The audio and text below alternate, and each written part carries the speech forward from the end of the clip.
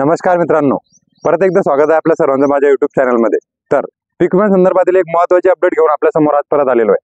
तर आपल्याला सांगू इच्छितो, जुलै महिन्यामध्ये पीक विमा संदर्भातील एक मी अपडेट दिलेली होती की जुलै महिन्याच्या दुसऱ्या आठवड्यामध्ये पीक विम्याच्या वाटपासाठी सुरुवात होणार होती, ज्यामध्ये खरीप 2023 साठी ज्यामध्ये मुख्यत्वे करून आपण सोयाबीन, मका आणि तूर या पिकांसाठी जो अर्ज केलेला होता त्या संदर्भातील जो नुकसान भरपाई संदर्भातील जो पीक विम्याचा जो दावा होता, बऱ्याचशा शेतकऱ्यांचा दावा जो होता तो फेटाळून लावलेला होता।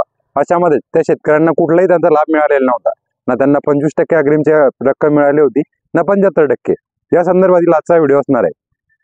तर आपल्याला सर्वांना सांगू इच्छितो, महाराष्ट्र सरकार आणि आपलं भारत सरकार यांच्या संयुक्त विद्यमानाने पीक विमा संदर्भासाठी 146 कोटी रुपयांची जी तरतूद आहे ती केली गेलेली आहे। 146 कोटी रुपये जे आहे ते पीक विमा संदर्भातील निधी उपलब्ध करून दिले गेलेला आहे, ज्यामध्ये पीक विमा वाटपासाठी सुरुवात जी आहे ती दुसऱ्या आठवड्यापासून म्हणजे येणाऱ्या सोमवारपासून पीक विमा वाटपासाठी सुरुवात होणार आहे।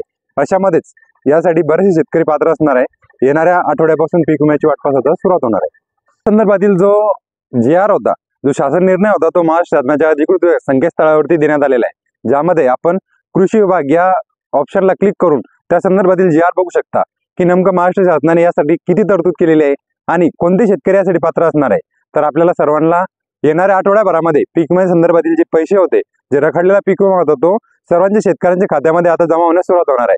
शेतकऱ्यांसाठी अत्यंत आवश्यक बातमी असणार आहे, कारण या शेतकऱ्यांसाठी आता जो हंगामी पावसानंतर शेतकऱ्यांनी जो शेतामध्ये जो पीक टाकलेला आहे त्या संदर्भातील फवारणी आणि शेतीच्या मशागतीसाठी या पैशांची खूप अत्यंत गरज शेतकऱ्यांना होती।